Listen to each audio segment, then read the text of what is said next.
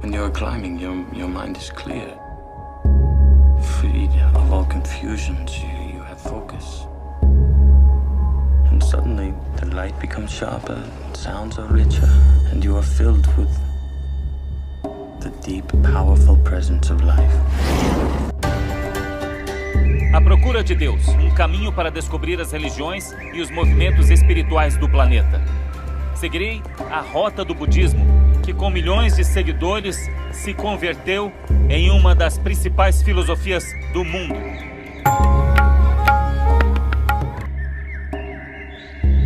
Ao lado norte do Himalaia, fica a região geográfica mais alta da Terra, o Tibete, conhecido como o teto do mundo. Tem altitude média de quase 4.500 metros. Há menos 40% de oxigênio para respirar do que ao nível do mar, e o inverno pode ser perigoso e imprevisível. Ainda assim, mais de 3 milhões de pessoas chamam o Tibete de lar. Milhares enfrentam as condições extremas para virem aqui todos os anos para visitar os picos sagrados do Tibete, incluindo o Monte Everest, que sobe quase 8 quilômetros em direção aos céus. O Tibete nós chamamos de Terra da Neve e também chamamos de Shangri-La. As terras do Tibete são muito altas, isoladas e muito especiais. Ele era um explorador lendário que partiu numa expedição aos Himalaias. O tempo está a ficar mal, é melhor irmos para a costa. Desapareceu. Abaixe-se durante 7 anos.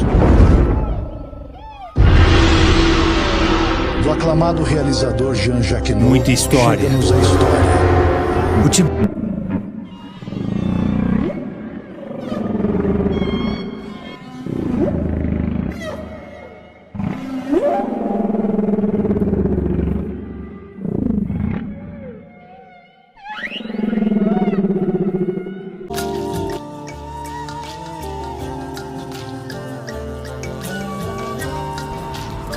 Em um noticiário televisivo internacional, o ex-ministro da Defesa Nacional canadense, Paul Hellyer, fez uma espantosa declaração.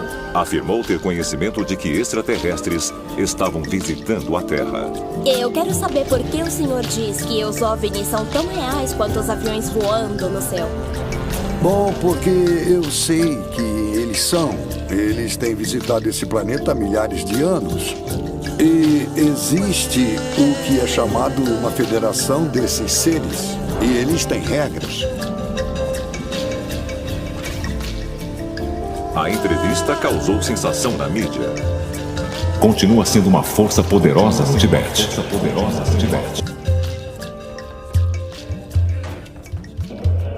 A religião indígena nativa tibetana, conhecida como Bon ou Bonpo, é em muitas formas parecida com o daoísmo, conecta natureza e espiritualidade. Alguns lugares são muito poderosos. No século VIII, o rei tibetano Trisong Detsen apresentou uma nova religião e filosofia para o local: o budismo. Seguidores do budismo acreditam em reencarnação e não reconhecem um deus ou uma divindade supremos. Existe muita magia envolvida. Eles focam em alcançar a iluminação, um estado de paz. Existe muita magia envolvida. A combinação da religião Bon com o budismo e outras tradições locais resultou no que é conhecido como o budismo tibetano. Ao mesmo tempo que o budismo foi introduzido, o Tibete também fez surgir o líder espiritual mais misterioso do mundo, o Dalai Lama. Existe um reino montanhoso de acesso muito difícil com uma cultura exótica própria, uma arquitetura incrível. E há a tontura causada pela altitude da sua localização. Existem muitos mistérios envolvendo as origens do Tibete e também muita história. Na província de Qinghai, é a cidade mais populosa em todo o Planalto tibetano, com mais de 2 milhões e 200 mil habitantes. foi um grande centro comercial da Rota da Seda durante mais de 2000 anos. Hoje é uma cidade onde a moderna arquitetura convive com seu passado imperial. Se um dos grandes legados tem sido a medicina, o outro é a arte, feita à mão. Um tipo de arte baseada no budismo, absolutamente fundamental para a história e a cultura tibetana. Pouco se sabe sobre os primeiros habitantes desse ambiente proibido. Os segredos da cultura tibetana nos fascinam e têm nosso interesse desde o início dos tempos. Humanos vivem no Tibete há pelo menos 20 mil anos. O Tibete normalmente é chamado de Terra dos Deuses. É um tipo de lugar exótico para onde muitos ocidentais querem ir. Mas textos tibetanos antigos indicam que os primeiros moradores eram do povo Zangzong, que surgiram cerca de 500 anos antes de Cristo. Esses lamas e todas essas personalidades incríveis viviam no Tibete. Então talvez exista algo a ser aprendido com esses mestres do Tibete. Já estive no Tibete várias vezes. Isso realmente expande a sua mente em muitas formas. O Tibete é um lugar mágico, místico, onde qualquer coisa pode acontecer. Não apenas se encontra uma encruzilhada de tradições religiosas orientais, mas muitos acreditam que é um lugar onde seres celestiais realmente moraram na Terra. Os melhores pensadores tibetanos acreditavam piamente junto com o resto da população que esse é de fato a 74ª encarnação de Chenrezig. E é a continuação do próprio Buda. O Dalai Lama é uma manifestação da compaixão muito especial que Buda manifestou pelo Tibete.